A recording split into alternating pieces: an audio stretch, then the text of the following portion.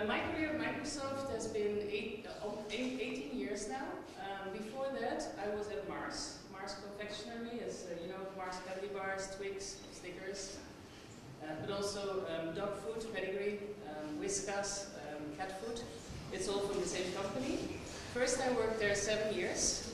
Mars is also a very international company. I started in Germany, my career at Mars, but the Mars organization is very much a Europe organization. So if you work in Germany, you actually are also responsible for tasks in France, in the Netherlands, and in England. So that was very nice to start a career like that because you get immediately some international experience. I stayed with Mars 7 years. I first started in marketing procurement. I actually have a marketing sales economics background, not IT at all. And I'm also a sports teacher. So I actually first studied sports and then I reconnected to economics and marketing and started at Mars as marketing procurement manager. Then I moved in within Mars to marketing. And then I moved to trade marketing, so all the retail shops where we did the positioning of all the Mars bars into in the shelves, the displays in the shops and everything, we were responsible for that. After that, Microsoft actually asked me to join Microsoft, and I was responsible for marketing procurement in Microsoft in Germany. And we had a budget of $100 million for marketing. $100 million for a very small group of people, but it was very, very wrongly managed. So I had the task to build up this department and also to change the processes and drive efficiency on how to spend marketing dollars for Microsoft. After that, I moved to marketing. I run the marketing organization, customer service organization, complaint management. So we had the whole customer service organization there. Then I moved to sales. Within Microsoft, I was responsible for small and medium business sales and partners. So everything up to 500,000 PC enterprises, we took care of with the organization I was leading. And then after that, then I left Germany subsidiary. I actually moved to an organization that is for Europe responsible. And they asked me to run telemanagement, telesales. I don't know if any of you ever done a telesales job, but I think if you want to learn sales, it's probably the most difficult job. But if you can do sales on the phone, you can do sales anywhere in the world, on any account. It's very difficult, it's very hard. You don't have a lot of information, and you still over the phone need to convince a customer that this is the best product for his organization. So it's very hard. But we build up an organization, or I build up an organization actually in Europe, the whole of Europe, so including Middle East, Africa, including England, up to Nordics, including Central Eastern Europe, so also for Russia. We built an organization of 500 telesales reps that were all concentrated in different cities. And we run an organization of $300 million of sales, only through the phone. For Microsoft. So that was quite interesting, and I'll tell you a little bit afterwards why it was so interesting. Then I moved to Central Eastern Europe, to Munich, to the headquarters of Central Eastern Europe Microsoft. I became a business manager for the VP of the region, the vice president. That was also a very interesting job because it was nothing I knew before. And then after that, they asked me to move to Poland to head up the central marketing organization in Poland. So I did that for 1.5 years. I found that not so exciting. I like more sales. So then I moved in Poland to the small and medium business group and led small and medium enterprises and partners in Poland for 3.5 years. And then after that I moved to Munich, back to Munich, and then I led the PC business for Microsoft. So all the devices, everything we do there, I led for 3 years. And then they asked me to come to Russia. So now I'm responsible for the consumer group. What is nice about this journey is that you get a lot of different experiences. And I think if you're open for new ways of learning business, cultural differences, I mean, if you move from one country to the other, it's very different. If you talk to German people versus Polish people, it's a big difference, right? So also the culture, how you work with them, how you manage them, it's very interesting to learn. But what the biggest learning for me was when I moved from the German sub to the EMEA organization, I actually was all of a sudden remote. I was sitting alone in my home. I had to manage the business from virtually for all the countries. My boss was sitting in Paris, so I had no connection daily to my boss. And then all the people I knew were not speaking native English. They were all foreigners in a sense, and we had to build the culture in, the language, how to do business, how to drive sales in different countries. So it was very challenging to do that. And I can tell you, after 6 months, I thought, I'm going to quit. I'm going to leave Microsoft. This is too much. But then I decided, no, give it one more try, and then we made it work. These are the moments in your career where you feel it's a challenge, but you overcome it, and you still can make it happen. And that's the most important piece, I think, to grow and to really develop yourself. As you can see, here is the overall, this is my daughter on the right side. I didn't put it up. She's very special to me. And it's also important because that's how we work at Microsoft. And both Microsoft and Mars also, actually, both of them are American international companies. And they're very different than the normal local companies in countries, like even in Germany, in the Netherlands, or in Russia. They're very open. You have a very open atmosphere. There's no like boxes where you sit in how do you say, office. The door is closed. It's all open door. You sit in a big room with everybody together. I sit with my team. I just sit across from everybody, and I look at everybody, and it's all, we can communicate really nicely. Everybody can come to me at every single time. If you have a question and I want to know something, it's really an open door policy where I go like, hey, whenever you need me, we're here, right? And that is the way of how it works for our office. A lot of people who worked before in offices have a bit of a challenge in this open space, because of course it's a bit louder, but it's also more interesting to communicate. So this is one thing. Then we have a very flat organization. So we have, if you look, I'm number 6 from the top. So if you go through the layers of organization, after Satya, our COO, I'm number 6, like in this layer. And actually there's only 7 or 8 layers in total, so it's not too, there are more of course in the bigger countries, but for Russia, it's not so big. So we keep it very flat and very lean, and we don't have too many managers in that sense, but we are all managers in our own. So everybody has the same empowerment as anybody else. Then we also have big diversity. We have people like me, older, and then we have younger people like you, if you come from university. Actually in my team, out of 36 people, I have 5 people that are graduates from university since 1-2 years, and 1 person who is an intern who actually will now become one of those, we call it MAG hires, university hires. She will be one, and we will hire another one this year, and we will grow. So we are really trying to balance the younger people, the like mid-senior people and the senior people, so we have different ages.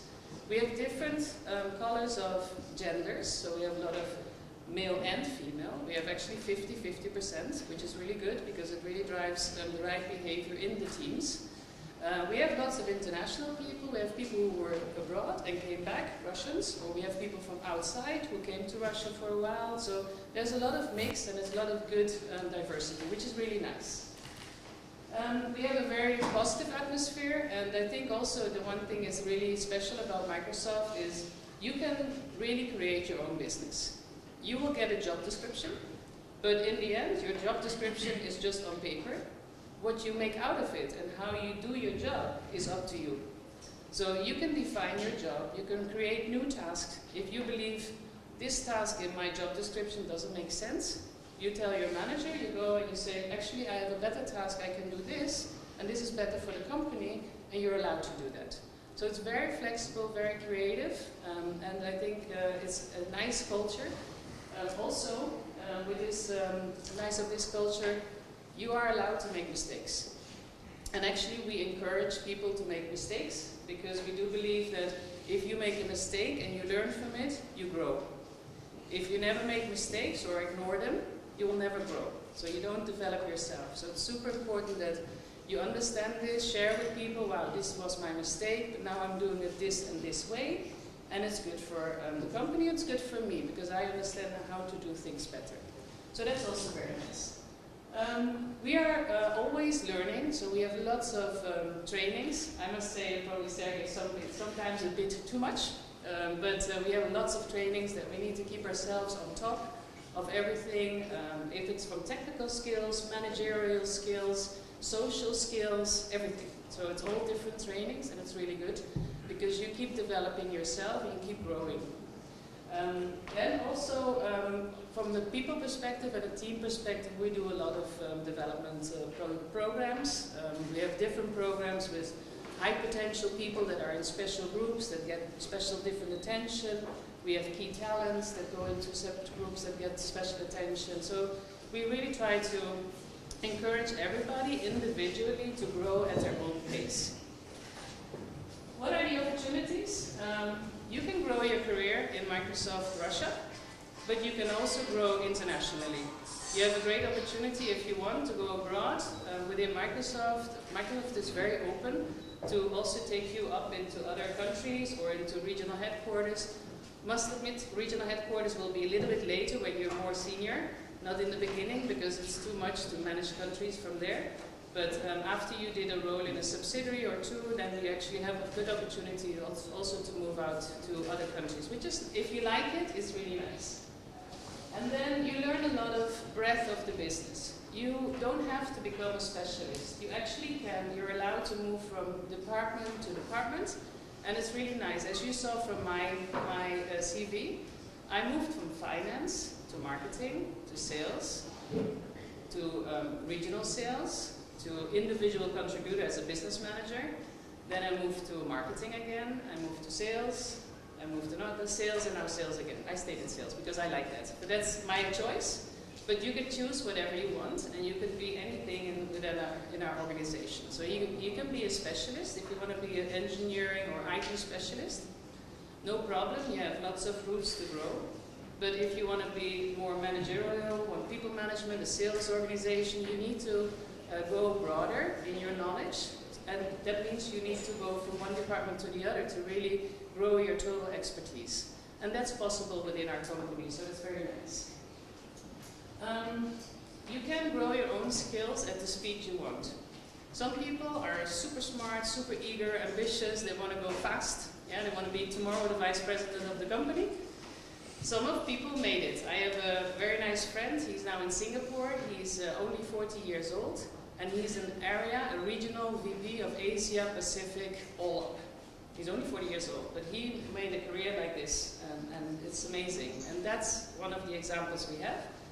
On the other side, if you want to be more solid, you want to have a more, how do you say, within Russia you want to stay here, you can also stay 10, 15 years in this company with little steps, and it's also okay. Yeah, so it depends really on what you want, and it's for there for everybody. The one thing you need to realize though, if you ever want to join Microsoft, you need to be open for change. We always say, change is our daily life.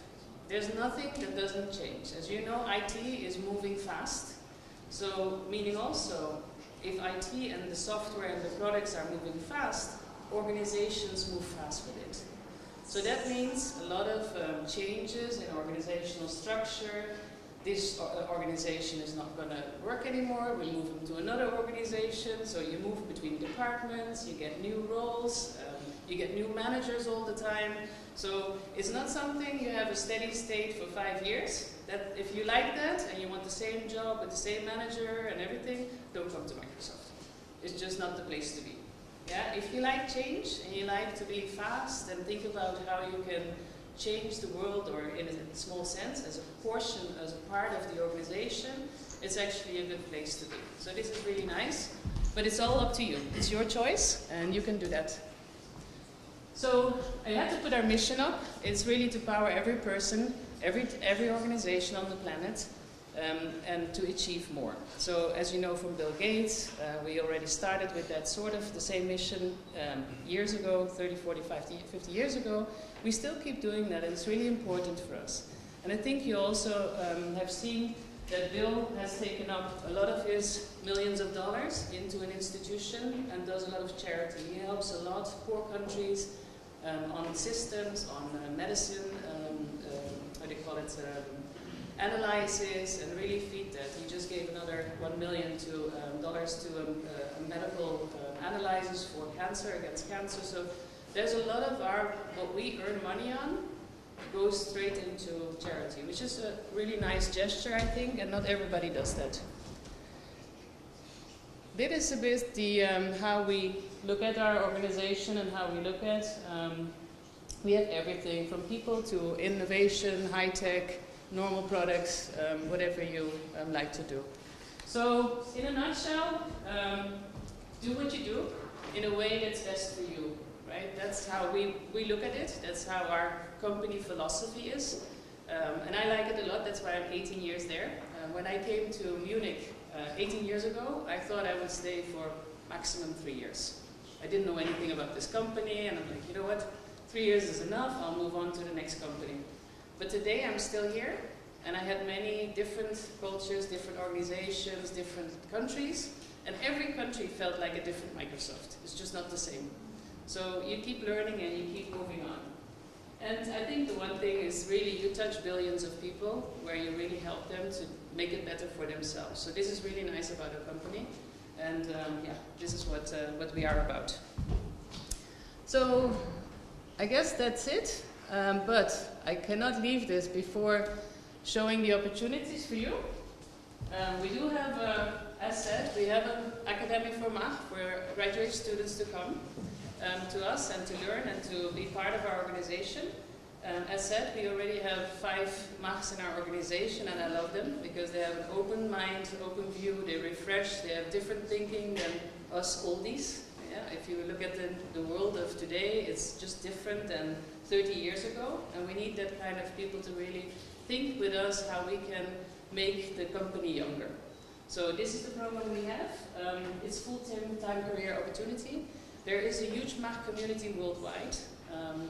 We have this worldwide marketing and sales meeting every year, and this year it's in Orlando in Florida. And there's 12,000 people from Microsoft in a big arena, and there's always this one block of MAG people. And all of those MAG people that join us are the loudest in the whole arena. It's just amazing, but these are the young people we need in our company, and it's really nice. So this is one, but before you can do that, you can even think about an internship. As said, we also have interns. We like to have more interns, so you could join us for 6 or 9 months. And see if you like it. It's good for your own development. If you leave after, you take another role somewhere else, it's good. If you can become a MAG, it's also good. So I think you can learn a lot here. So that's from my side. And I guess Sergey will do a couple of words in Russian.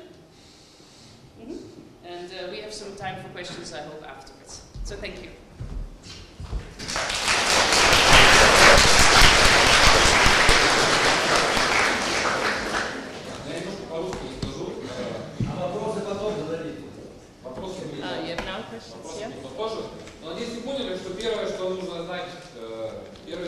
Чем нужно владеть, чтобы претендовать на трудоустройство в иностранной компании, то это такое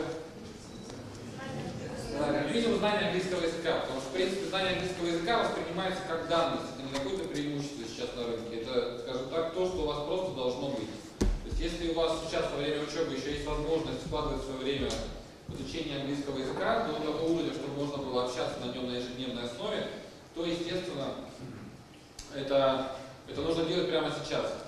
А второе, как вы говорила, не обязательно владеть IT-специальностью, чтобы работать в IT-компании. И наоборот, не обязательно владеть какой-нибудь специальностью по биологии, чтобы работать в биологической компании. Здесь, наверное, важно желание работать именно в той компании, в которой вы хотите работать. Знать, почему вы хотите этого работать, потому что там приходит много людей на собеседование, на интервью. Когда спрашивают человека, почему ты хочешь работать в компании Microsoft, он говорит, потому что Microsoft большая компания. Потому что в Microsoft там хорошо, потому что в Microsoft платят много и так далее. То есть очень часто 90% кандидатов они не имеют никакого представления о том, зачем они приходят именно в компанию с таким названием. И ответ на этот вопрос на интервью зачастую является ключевым. То есть если вы действительно хотите работать в определенном бренде, это может быть российский бренд и иностранный бренд, то если вы сможете это объяснить на интервью очень понятным языком, тогда это будет вашим конкурентным преимуществом именно во время интервью. Вот. Третий момент, для того, чтобы, скажем так, успешно получить работу в той или иной компании, как минимум нужно хотя бы зайти на ее сайт перед интервью. Потому что очень много людей приходит, особенно в Microsoft, да, слово Microsoft ассоциируется с каким вторым словом? С Windows, да, вот они приходят и говорят, и спрашивают, почему ты хочешь работать в Microsoft? Ну, потому что вот Windows, он такой вот прекрасный, хороший и так далее, да. И на самом деле бизнес Microsoft это уже далеко не Windows, а там совсем другой бизнес, совсем другие продукты, включая, конечно же, Windows.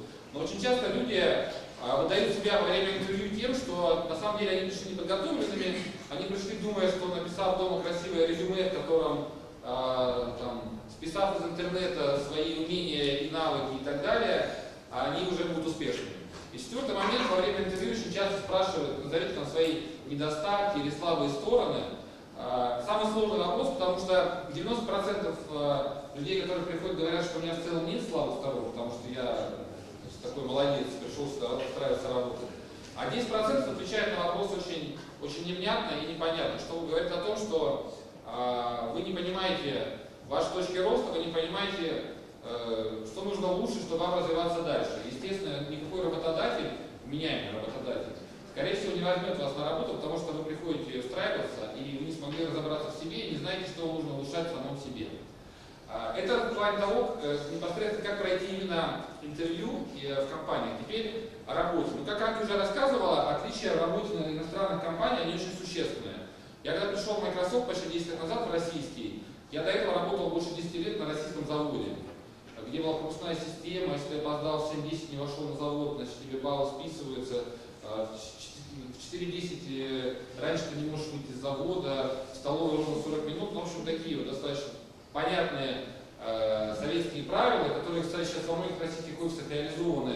Пропускная система, все по карточкам отмечается, люди там носят с собой 5 карточек сотрудников, чтобы всех отметить и успеть там выйти погулять там, в магазин и так далее. А в Microsoft этого абсолютно нет, то есть у нас формально есть написано, что у нас есть ориентировочное время работы, которое нам удобно, но я когда прихожу на работу, у меня порядка 20 подчиненных, я крайне редко вижу кого-то из них в офисе. И я крайне редко, скажем так, у меня возникает мысль проверить, а что же они делают. Это главное отличие компании, потому что в российских и советских компаниях в основном все решения принимают руководители. Либо руководитель компании, департамента, отдела и так далее. В компаниях иностранных, таких как Microsoft, вы можете быть сотрудником самого первого звена, самый начальный уровень. Но зона ответственности у вас зачастую будет гораздо больше, чем зона ответственности начальников внутри других компаний. Потому что, по сути дела, у вас, конечно, есть вот описание, job description называется. Но я, честно говоря, своего не помню. И никто, мне кажется, его уже не читает, вы когда первый день его подписываете, и на этом все заканчивается. Потому что дальше у вас стоит задача, у вас стоит цель, которую вы должны достигнуть. А вот как вы будете этого достигать, какие инструменты применять, какие идеи реализовывать, это все уже касается абсолютно вас. Вот, так скажем так, то есть с одной стороны некоторая свобода, никто вас не проверяет, там, где вы, что вы. Я бывает сотрудников неделями не вижу. То есть физически их нет, вроде бы они есть, но их нет. Задачи выполняются, они онлайн, они на связи, они там ставят мне задачи в почту, они абсолютно доступны. У меня не возникает такого диссонанса, того, что не сидит вот 9 до 6 рядом человек. Вот. Но с другой стороны накладывает на вас обязательство, что в принципе вам поставлены задачи, и очень часто вновь пришедшие люди, они на нас называется это find excuse for excuse. Они, когда ты задаешь вопрос, почему что-то не делается, они начинают придумывать причины, почему это не делается. Ну, там, погода плохая, там, пробки, устали, не смогли, там, самый главный ответ в нашей компании – не дозвонились. Не смогла, там, а его не было дома, там, на работе и так далее. В Microsoft такими словами отвечать в принципе нельзя, потому что никто зачастую не интересуется, почему вы это не сделали. Все интересуются, как вы это сделаете дальше. И этот вопрос вам не могут задавать постоянно. То есть, если у вас что-то не получилось сделать, например, задачу, да, то вы сели ее проанализировали, вы не можете через месяц опять сказать, опять не смогла. То есть, вот так вот в нашей компании не работает. Второй, конечно же, это open space. Ну, сейчас во многих компаниях реализован этот принцип, когда у вас нет стен, дверей, кабинетов. С одной стороны, это минус, потому что многие из вас, и нас, и ваши родители привыкли к тому, что если ты там какой-нибудь начальник, у тебя есть кабинет, там есть кресло, шкафчик с все свое. Такой маленький мир, то есть ты можешь закрыться и, в принципе, целый день посидеть там, в кабинете и ничего не делать, потому что ты закрыт, тебя не видно. В нашей компании это невозможно, потому что все сидят в одном месте. У нас кабинет есть только у президента компании. Кстати, раньше его не было. У нас, да, то есть, я когда пришел в компанию в 2006 году, я сидел напротив президента, вот так. Вот как стол стоит, он так сидит, я так сижу. Вот он постоянно меня жаловался, что я громко разговариваю с заказчиками. Вот меня отсадили от него. Это вот, то есть, вот до этого. То есть это вот open space, оно для чего создается? Во-первых, для того, чтобы атмосфера рабочая передавалась от одного к другому. Потому что вы не можете сидеть, когда другие что-то делают. То есть вот у нас на нашем этаже, у нас самый шумный этаж. Все постоянно носятся, кричат, бывает даже матерятся, но редко. Вот. И это законы для того, чтобы люди могли делать работу. Но с другой стороны, конечно же, зачастую бывает такая атмосфера, что тебе в принципе нельзя скрыться в компании. То есть ты всегда в компании. Ты можешь не присутствовать в офисе, то есть на нас разрешено работать вне офиса. Не то, что разрешено, никому в голову не приходило, так сказать, заставлять людей работать в офисе. То есть я могу работать дома, например, когда там дети заболели, я могу остаться дома, с ними сидеть. Могу работать ночью. У нас есть сотрудники, которые работают по ночам. У меня одна из сотрудниц, она постоянно пишет письма ночью, и это удобно. Она спит в другое время, не как все, она работает ночью, выполняет большую часть задач ночью. Вот. Это, скажем так, в принципе, очень, конечно, удобно и комфортно. Но с другой стороны, если вы не самоорганизованы, это возвращаясь к вопросам по интервью, если вы не умеете сами себе ставить задачи, сами себя проверять, и более того, сами себя критиковать, то тогда у вас не получится ничего. Потому что вообще принцип любого человека это быть защищенным, я лучше всех, это естественно. Виноват кто-нибудь другой, это тоже нормально, да? Все. Вот это все нужно преодолевать и больше смотреть на себя. Еще одна очень интересная особенность таких компаний, как Microsoft, когда я пришел, это такое есть слово противное, фидбэк. А фидбэк это, значит, по-русски нажаловаться, вот, а на английском языке это слово фидбэк. И мы с вами очень часто не умеем давать фидбэки, потому что мы сразу начинаем всех ругать или обвинять, да? То есть он плохой, он не сделал, не принес, не выполнил, ничего не соображает и так далее. Фидбэк это на самом деле как раз очень хорошее слово, потому что когда у нас проходит любое событие, и это не обязательно, что вы там сели за стол и говорите, давайте нам фидбэк. Не обязательно так, да? Но нужно в течение дня анализировать все свои ошибки или слабые стороны окружающих, и в следующий раз, когда вы на утро делаете аналогичное действие, вы должны его делать с учетом всех вот этих вот фидбэков, которые вы слышали в течение дня, в течение недели или в течение месяца. И вот тогда каждый раз вы становитесь лучше. То есть каждое ваше действие внутри компании становится абсолютно лучше. То есть буквально там, с каждой минуты. Так, ну и в завершение перед серией вопросов. Анке говорила очень много про обучение. У нас, в принципе, компания позволяет учиться, в целом можно вообще не работать. То есть можно учиться, то есть у нас есть огромный онлайн-портал, там миллиарды тренингов, просто вот несметное количество. То есть можно получить любую специальность. Я вот проходил в свое время, увлекался, проходил специальность по маркетингу. То есть можно пройти фактически полный университетский курс по маркетингу онлайн. Можно записаться на курс, куда-нибудь поехать, менеджеры обычно отпускают. Вот. То есть в целом вы можете учиться 100% времени. Вопрос в том, когда вы будете работать, конечно, возникает, и должен возникать, да? Но есть обратная сторона медали, очень много людей абсолютно не учатся. То есть они ходят на работу, они классно работают, выполняют задачи просто вот здорово, но в себя абсолютно не вкладываются. Естественно, что с течением времени они станут хуже тех людей, которые соблюдают баланс между работой, учебой внутри работы и, соответственно, свободным временем. К чему я говорю, что в компании приветствуется абсолютно стопроцентная инициатива. То есть крайне редко у вас будет так, что к вам придет ваш начальник и скажет, иди-ка там поучись. Устал, что ты, сходи поучись. Или там, сходи возьми отпуск, там, отдохни. Или съезди куда-то там в Амстердам на курсы.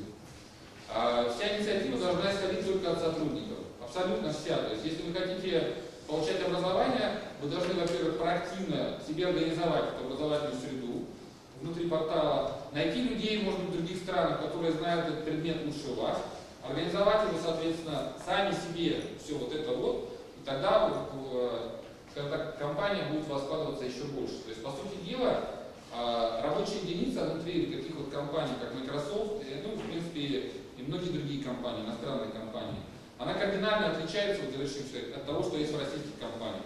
В российских компаниях, если вы менеджер по продажам, вы 100% менеджер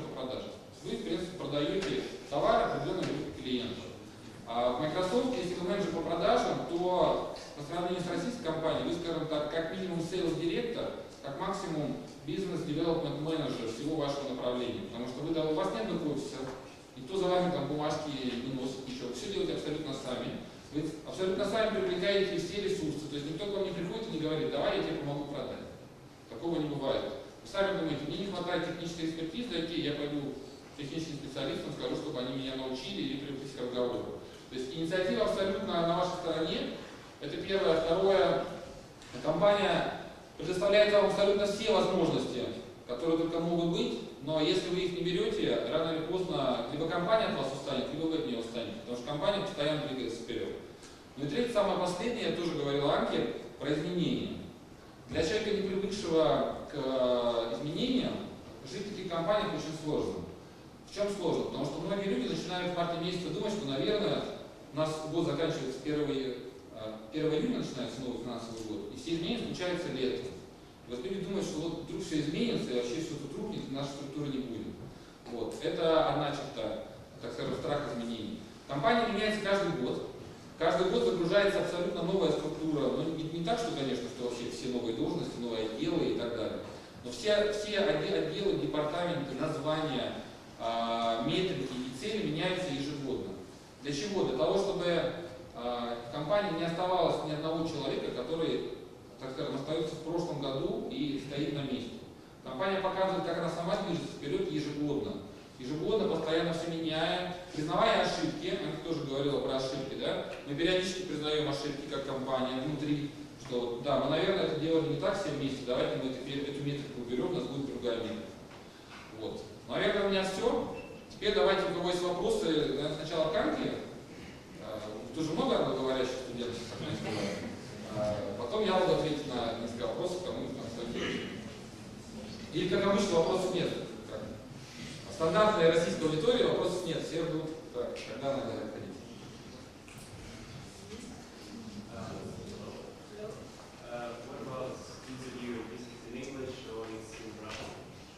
It's a good question because more and more we do also the interviews half in Russian, half in English. Because within our company, a lot of the communication is in English. So we find in the past that we do Russian interviews, and then afterwards people could not settle because they didn't speak enough English to really do the communication. So because if you join, you will have communication to people in Munich, to people in Seattle, and it will all be in English. So it's extremely important. And how do you check how they can speak, like a single conversation or? Partly, it's a conversation, but we also check how you think. So, what is your thoughts for the future? What is your career dream? What do you want to make out of your own life? What is important to you? How do you see us, Microsoft? I always ask the question, what do you think we can do better from your perspective? You're a consumer, so we're a consumer channel group. So what do we do wrong? Would you give me feedback on how to do that? So think about those things. This is more the normal questions. We'll also ask what you're good at. What are your strengths? I'm a big believer that the strengths you have, you should always develop, not your weaknesses. Your weaknesses will go out if you get more strengths, right? Don't focus on your weaknesses, focus on your strengths. So if you can explain what your strengths are and how you want to use them into your jobs and your career, that's important. The only thing I would also say, come also with questions.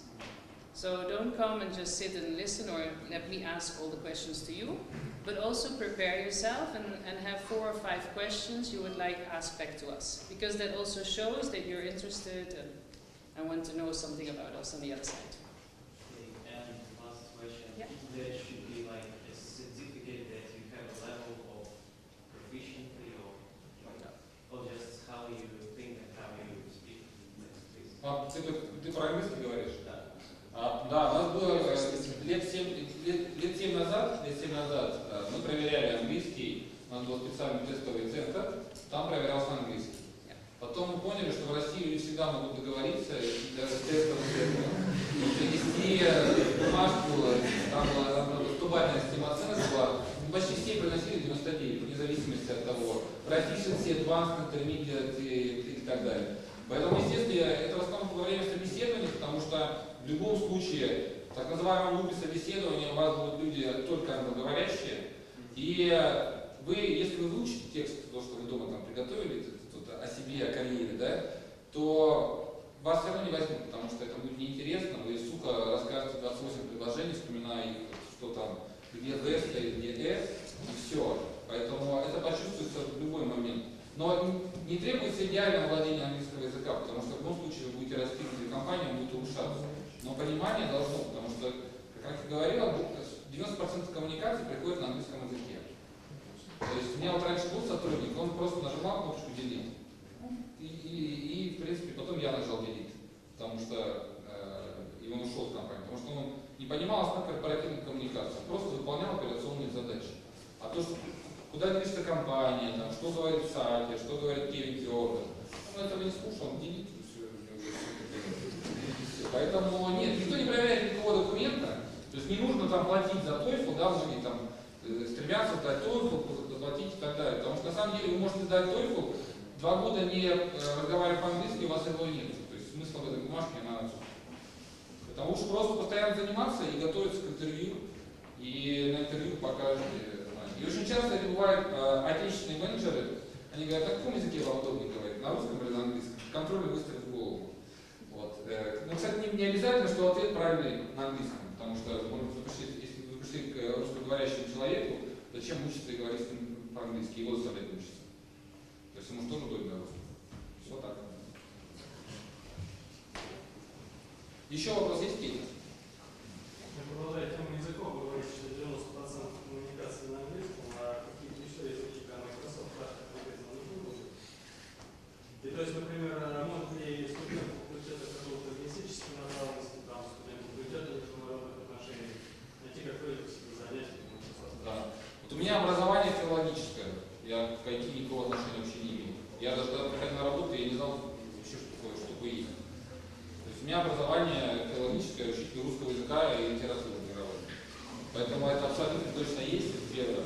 Второе, какие языки? Ну, в основном, конечно, компания говорит на английском, ну и на русском в России. Но если вы устраиваетесь, например, как я понимаю, потому что Анке скажет, если вы устраиваетесь в Германию, то, конечно, для вашего успеха в Германии нужно знать немецкий. Если вы устраиваетесь в испаноговорящие страны, да, потому что на самом деле 1,5 миллиарда человек говорит на испанском языке, это один из самых популярных языков, то, естественно, нужно знать испанский. И лучше знать испанский. Но это, я не сказал, что это 100% обязательно. То есть английский язык, как у нас говорят, more than enough, а все остальное on top of it. Правильно? То есть этого достаточно.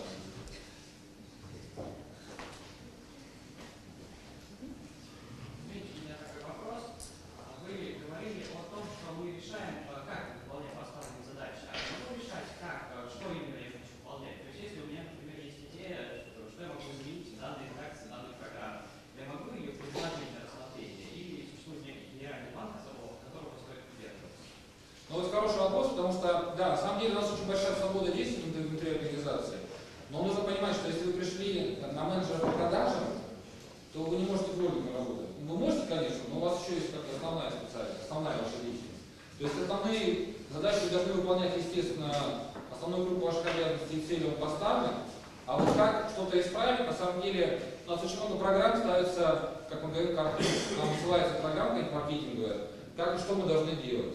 И мы постоянно, все сотрудники любого уровня, мы постоянно можем и вносим изменения. То есть мы говорим, а у нас это не работает, а мы так не можем.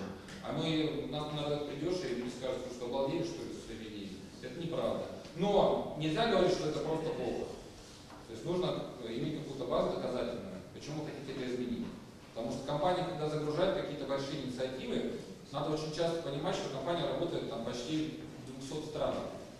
И если под каждую страну будет отдельный процесс, то компания, скорее всего, долго не просуществует. То есть компания в любом случае должна быть унифицирована вокруг мира, конечно, на разных уровнях, для каждого типа страны своей программы, но она не может быть там, чтобы мы для России полностью загрузили вообще все, потому что это Россия. И у нас, кстати, очень часто менеджеры внутри России говорят, ну, мы же Россия, мы же уникальная страна, у нас все по-другому. Это вообще неправда.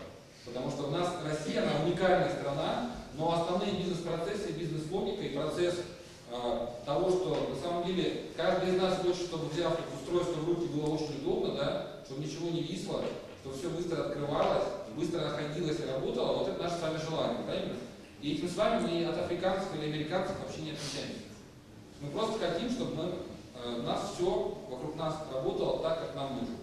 И вот компания ставит своей целью, чтобы в повседневной жизни каждого человека вот эти процессы становились лучше, чтобы с помощью технологий каждый человек становился лучше и мог достичь большего. Вот если об этом подумать, то с этой точки зрения мы все одинаковые. Почти все. Так, ну что, вопросов больше нет? Или есть?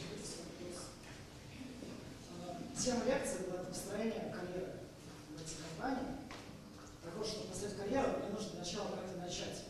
Вот я надеюсь на это, что через 3,5 года буду выпускником факультета.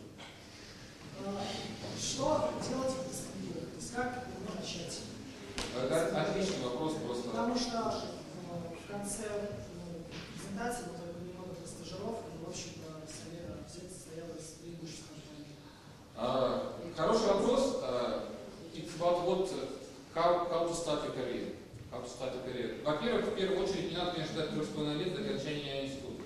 Это первый совет. То есть, в любом случае, к окончанию института у вас уже должен быть багаж практики в кармане.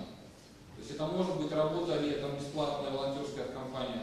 Таких программ очень много. И вот у нас Анке рассказывала, и в Симонсах, ну, во многих компаниях есть такие программы.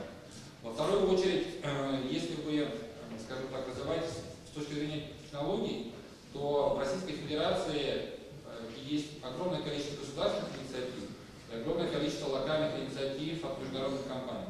То есть так же, как у Microsoft есть конкурсы Magic Cup, не знаю, слышали вы или нет, он каждый год проводится, в том числе и в Воронеже, кстати, где молодые команды, там в основном студенты и бывают школьники, разрабатывают свои собственные, скажем так, мини-продукты, иногда, кстати, хорошие продукты, макси-продукты, они их продвигают, соответственно, на этом учатся. Потому что если вы придете с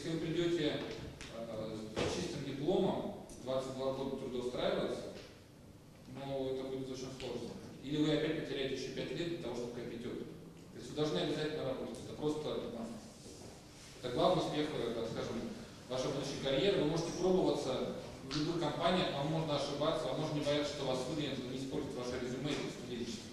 А вот если вы потом будете ошибаться каждый год, менять работу, вас будут, так скажем, освобождать от обязанностей, тоже будет влиять на ваше дальнейшее резюме. Поэтому главный успех в карьере – это в первую очередь знать, чего вы хотите, куда вы хотите развиваться. Если вы развиваетесь с точки зрения как бизнеса, соответственно, нужно пробовать себя отличиться, нужно устраиваться в различные, скажем, компании, пробовать себя продавцом, пробовать себя в маркетинге, пробовать себя в бизнес-девелопменте. Да? Если вы занимаетесь технологиями, соответственно, нужно заниматься технологиями, искать либо какие-то сообщества, которые есть, либо искать сообщества, которые созданы IT-компаниями, их очень много на самом деле, и программ очень много, либо искать государственные инициативы, которые тоже есть, либо другие фонда Сколково организовано огромное количество инициатив и проектов, там не обязательно нужно какие-то, скажем, инвестировать очень много своего времени в эти проекты. То есть это главная задача. Если вы выходите из института, у вас хороший диплом, багаж знаний, есть стартовый опыт, вы знаете в принципе, что это такое, то гарантия 100% найдете хорошую работу. Если вы ходите пустым, с хорошим дипломом, может быть даже красным, хоть фиолетовый, скажем так, то вы ничего не знаете, нигде не были, вы ничего не пробовали, у вас нет абсолютно опыта, вы начнете с самой базовой позиции, опять же, для того, чтобы только начинать расти. А тот человек, который с 18 лет занимался, он 22 года, уже может пойти на взлет своему. Я немножко добавлю. Для того, чтобы помочь вам решить вот эту проблему, мы на факультете открыли 7 учебных центров, 7 фирм. Американские фирмы, французские фирмы, вот сейчас японские фирмы и так далее. Для того, чтобы помочь решить вам эту проблему. Раз. Второе, значит, у нас действительно проходит большое количество конкурсов, инновационных проектов, участие в различных олимпиадах, мероприятиях, которые проводят там, Microsoft, компания SAP проводит и так далее. Многие, 1С проводит компании, многие компании проводят. Вы приходите, мы стараемся вас информировать об этом, стараемся. Но если кто-то кого-то это сильно интересует, приходите вот ко мне, к заведующим кафедрой, и мы вам более детально можем обо всем этом рассказать. Ну да, это, как подтверждение, там, другой пример.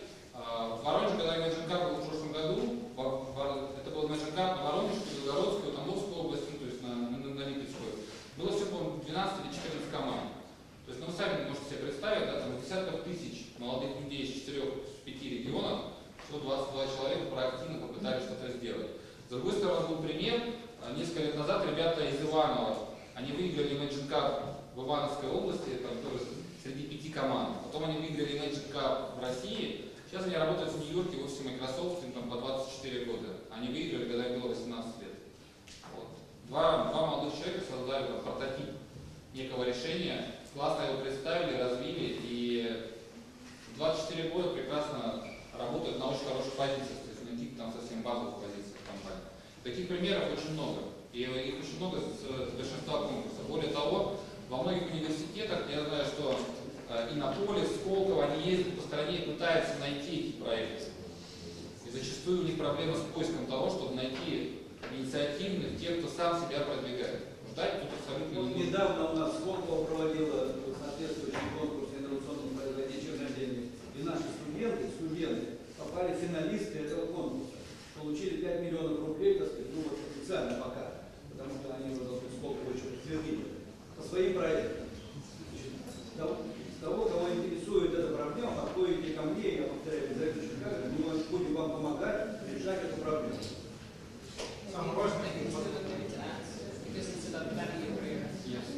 So I do think planning your career also starts with you now, in your university already, because if you would think about what you can take up like an active initiative and lead it, or even outside, it doesn't have to be in school, it can also be in your social environment, in sports or whatever.